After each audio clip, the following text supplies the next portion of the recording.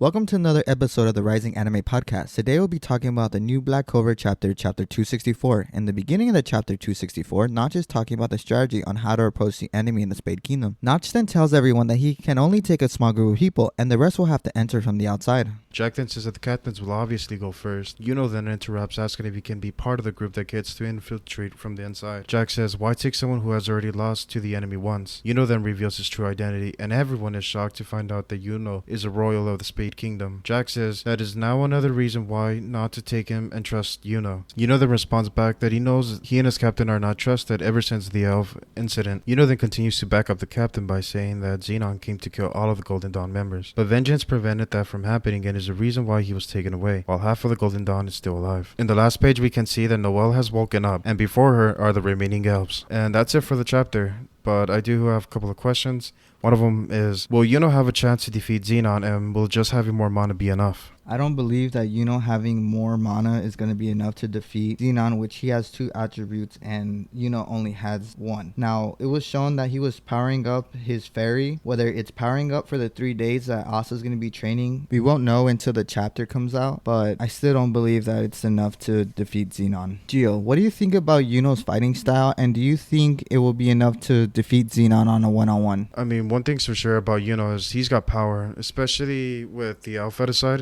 In the chapter we could see that she's balling up and basically charging her power for when he gets to fight Xenon again. But I don't think Yuno's even gonna have the power to defeat Xenon. I think he needs strategy and more techniques and to think things through rather than just power through. What do you think about the elves appearing in front of Noelle? I was very shocked to see that. At first I'm like, wait, is Noelle part of the elves? But then I remember back in the other chapter, her body wasn't taken over, so there wasn't an elf entity with inside of her. So I don't think it's the elf part. I think it's more like her having to go with them either to train to get a control of her mana, because like you were saying right now, you were saying that what I was saying off the mic is that Noelle's basically going to be training with the elves, and what she's going to be training and she needs to train on is how to be accurate with her magic, how to control it and not be a liability to the team. Yeah, because I think it's so much magic that she has, and I don't think she's loved by her magic like you're saying. I think the fact that elves are loved by their magic, they could show her how to be one with her magic and overcome the fact that she has so much of it, and maybe actually use a long distance attack and actually hit a target, because the only long distance attack she has is Dragon Lair, and it works, but it's a range attack, so it's not like she has to be so accurate on it. As long as they're in the facility, then she's able to hit them with it. Now, will she get a power up?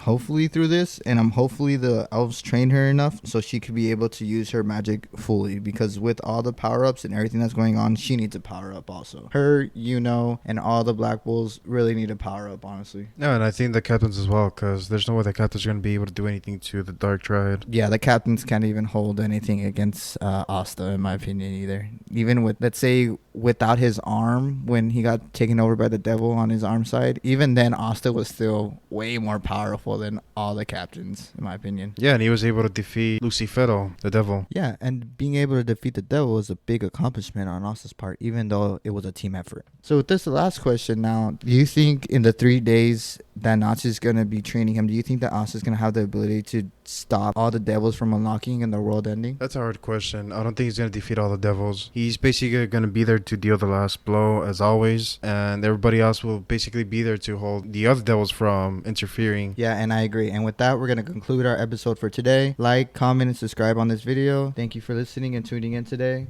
See you next time.